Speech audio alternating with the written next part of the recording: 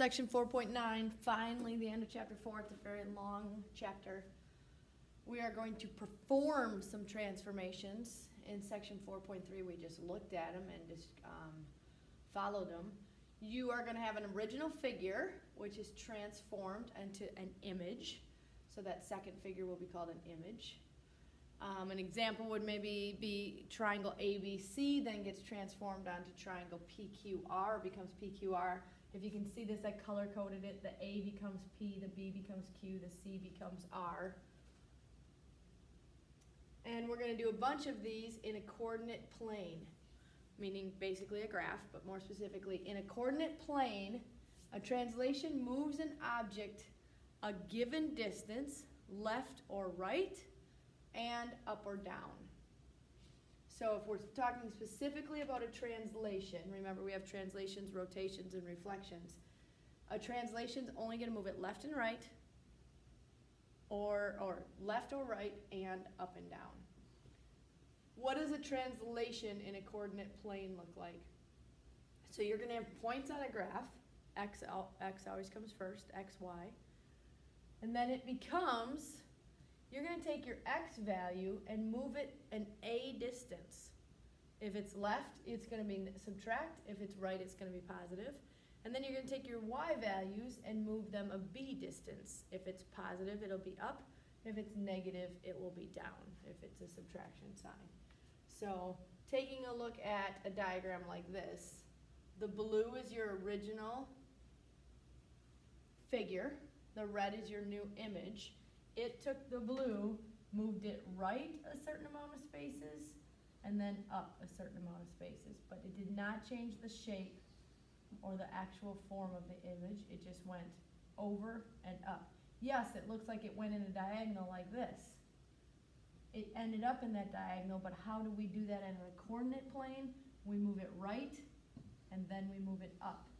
And if we're going to move it, we're going to probably move this point, this point, this point, and this point, and translate each one of those 4 points to these new points over here to get the translation. An example, we'll do an example later. First, we're going to talk about translation, reflection, rotation. Then we'll do an example of translation, reflection, rotation. So a reflection in a coordinate plane, here's your y-axis, here's your x-axis. If it reflects down, or if it was down and it reflected up, that's a reflection in the x-axis, because this is your x-axis right here. The x is technically the mirror or the reflection bar that it flips over. How do you demonstrate that as a coordinate plane? Your x stays exactly the same. It didn't move, and it stays x, but your y became, and be careful, I won't call it negative y, I'll call it the y became the opposite. So if it was negative, it becomes positive. If it was positive, it becomes negative. Easy way to look at that, saying, okay, here was my point. It was over maybe 2 spaces and up 1 space. Now your new point, it's still over 2 spaces. Your x didn't change, but your y, instead of being up 1, became down 1, the exact opposite. Same thing with this point over here. If you look at this point compared to this point, x is in the exact same spot. It's right here. But your y went from a positive to a negative, the exact opposite. So when you're looking for a reflection, if you're reflecting the x-axis, the x actually stays exactly the same. The y is the one that goes opposite so that it reflects over the x-axis. Reflection in the y-axis goes exactly the other way. This is your y-axis. If you're reflecting in the y-axis, it's going to flip left to right or right to left. Well, that means your y doesn't change at all. It's the same direction, same distance up. But instead of your x value staying the same, your x goes opposite of what it was. Let's just try it with this point right here. If I have this point, let's say it was over 1 and up 2.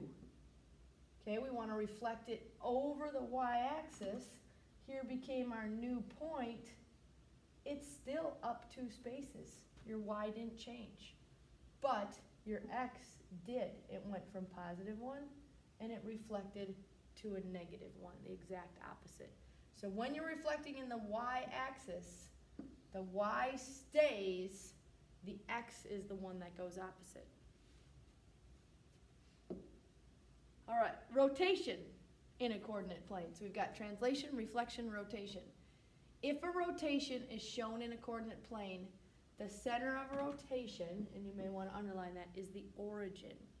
When we talked about this in section 4.3, we showed, like, usually it was point P, that something rotated around. If you're not given a point on the graph, that rotation point is the origin. The direction of rotation can either be clockwise or counterclockwise. If you need to draw that, I know you guys don't look at regular clocks very much anymore. Clockwise goes in order of the numbers, 1, 2, 3, or 12, 1, 2, 3, 4, 5, 6. Counterclockwise rotates exactly the opposite direction. The angle of rotation, there's more vocabulary, the angle of rotation is formed by rays that are drawn from the origin, your center of rotation, to the corresponding points. There's that word corresponding points again. Just means they're in the same spot, but on a different image. From the original figure to its image. So, let me back up and read that again. The angle of rotation is formed by rays drawn from the origin. Here's a ray that goes from here right to the point of this little figure right here. Well, that point of that figure rotated over here to the same point. It's a corresponding point, but of the red figure. Those are both the point spots. So you draw a ray from there to there, measure that degrees. So if I wanted to, I could have gone from here over here to a different point and still get the same degree of rotation. It would end up being the same. Doesn't matter as long as you stay corresponding. So this one was a 90-degree rotation, and it was clockwise because it went from blue to red. It started rotating this way. Over here, we went from the same point to point, but we wouldn't have had to. We could have, if you wanted to, you could have chosen this point, which rotated down there. That's still a 60-degree angle. Still the same angle, 60 degrees, but this one went counterclockwise because it rotated down and around, going that way.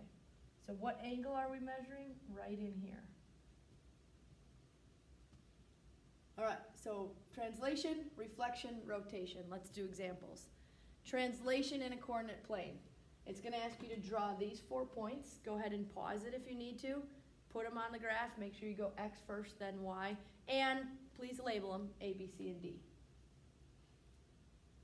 All right, if you come back, you should have gone left 4 and up 3 for point A, left 2 and up 4 for point B, left 1, up 1 for point C, left 3, up 1 for point D. So not technically a full square. They're not all the same size or not all right angles. You just have a quadrilateral there.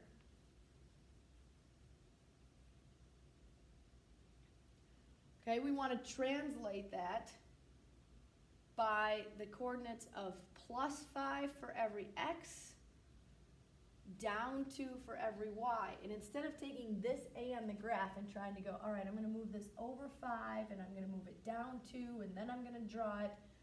If you do this mathematically, it makes it a lot easier to then graph it. All you have to do is take point A. I'm going to have to scroll up a little bit. Point A was at -4, 3. Add 5 to that -4. -4 plus 5 is 1. And 3 was your y. 3 minus 2 is 1. So your new point, instead of calling it A, we're going to call it A prime, is going over 1, up 1. There's A prime. Okay, your new B was at -2, 4. So you're going to put -2 and 4 here. -2 plus 5 is 3. 4 minus 2 is 2. My new B is over 3, up 2. And hopefully that also means I went right 5, down 2. Check it. Right, 2, 3, 4, 5, down 2. Right, 1, 2, 3, 4, 5, down 2. Do we want to do it that way? Maybe. Right 5, 1, 2, 3, 4, 5, down 2. This would be your new C prime. Let's check it. Negative 1 and 1. Here's negative 1. Here's positive 1. Negative 1 plus 5 is 4. 1 minus 2 is negative 1. Over 4, down 1. Is that where we put it? 1, 2, 3, 4, down 1. Yep. And lastly, we'll do D. D was at negative 3 and 1. So negative 3 and 1. Negative 3 plus 5 is 2. 1 minus 2 is negative 1. Should go over 2, down 1. Is that your D prime? Does it make sense? Connect the points. There's your translate. Should be the exact same picture. Did 5 go, or did D go over 5? 1, 2, 3, 4, 5. And down 2. 1, 2, 3, 4, 5. 1, 2. Yes, it did. Over 5 and down 2. And this exact same diagram should fit perfectly over here as a translation. So mathematically or graphically, you get the new image. Let's try an example. Reflect. The vertices of a triangle on a coordinate plane are at A, B, and C. Reflect the triangle in the x-axis and give the new coordinates. Now you got to think. If I'm reflecting in the x-axis, it means everything that happened above the line is going to go below the line. That would be very difficult to draw on a graph and then do the opposite. What's much easier is to just follow what we did up here, or what we set up here for reflection. If you're reflecting in the x-axis, change all your y's to the opposite, not necessarily negative, but opposite of what they were. So keep your x the same, make your y a negative 3. B prime, keep your x the same, your y is the opposite of a negative 2, which is a positive 2. C, keep your x the same, make your y the opposite of 4, which is negative 4. That would reflect the figure over the x-axis. In the second one, reflect the triangle in the y-axis. So I'm going to call this A. This would be a second reflection, so technically, mathematically, we call that a double prime. You don't want to call it A prime because we already have an A prime. So A double prime, you're changing the x value to the opposite of what it was, but this time keep the y value the same. It's reflecting in the y-axis, which means it's going over the y-axis. Y stays the same height, x goes opposite. B double prime becomes negative 1, but the y stays the same at negative 2. And C double prime, change your 5 to a negative 5, but your y stays the same at positive 4. So mathematically, not terribly difficult. Graphically, I think it's much easier to do it mathematically and then graph it than it is to try to take this picture, especially because it's not all up in the first quadrant. If it was all up in the first quadrant, you could pretty much flip it over and put it in the fourth quadrant for the x-axis. Not as easy when it overlaps 2 quadrants. So the easier way to do it, if we do reflection in the x-axis, is to take our A, and when we did it mathematically, now just plot this point. Over 2, down 3. Over 2, down 1, 2, 3. There's A prime. Take our B, just graph it, whatever we had mathematically. Over 1, up 2. And maybe that's not so bad. Like you saw that it went over 1, down 2, so now you go over 1, up 2. And our C was over 1, 2, 3, 4, 5, up 1, 2, 3, 4. So you want to go over 1, 2, 3, 4, 5, down 1, 2, 3, 4. Okay, without having the actual coordinates, I don't know that you would have been able to mentally take that triangle, as obtuse and scalene as it is, and just flip it over and draw that picture. It's a tough reflection, but if you go either point by point or just graph the coordinates, do the math first, then the coordinates, it makes it much easier. Same for this one. Reflecting over the y-axis, you should expect it to start here and flip over to the other side on the left. A prime is negative 2, 3. So we're going to go left 2, up 3. And it would be easier on your notes if you had a different color. There's A double prime. Our B was over 1, down 2. Now we're going to go left 1, down 2. Left 1, down 2. Here's our B double prime. And our C, we'll do that one graphically. 1, 2, 3, 4, 5. 1, 2, 3, 4. So let's go the opposite way. 1, 2, 3, 4, 5. 1, 2, 3, 4. C double prime comes up here. If you want to, I can do this, you can't do it very easily. Get rid of that red triangle. Does it look like you took the black triangle and reflected it over the blue triangle, or over the y-axis? Yeah, it does. So there's a reflect down, there's a reflect left. Last one, angle of rotation.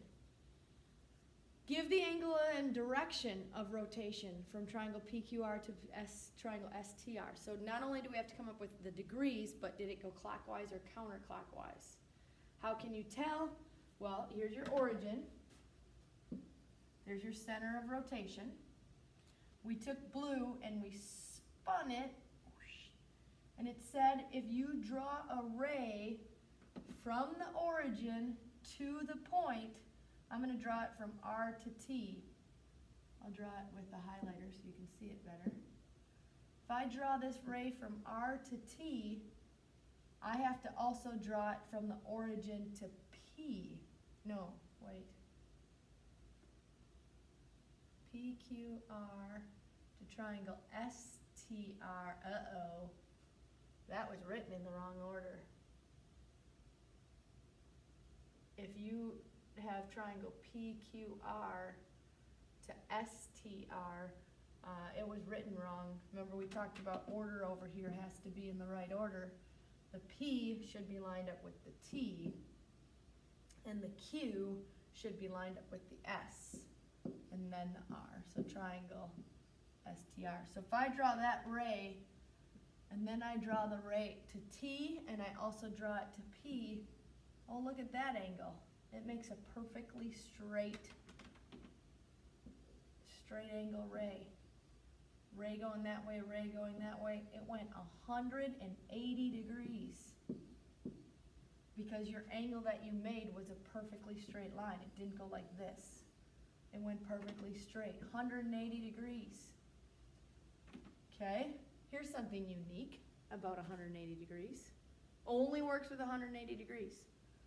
Did you take triangle PQR and rotate it this way 180 degrees, which would be clockwise? Or did you take triangle QPR and rotate it this way, which would be 180 degrees counterclockwise? If you move something 180 degrees, whether you moved it this way or this way, you're going to get the same answer. So this once and only once, as long as you had the 180 degrees correct, you could answer either clockwise or counterclockwise and both get the right answer. That's a uniqueness of 180 degrees. All right, that's it.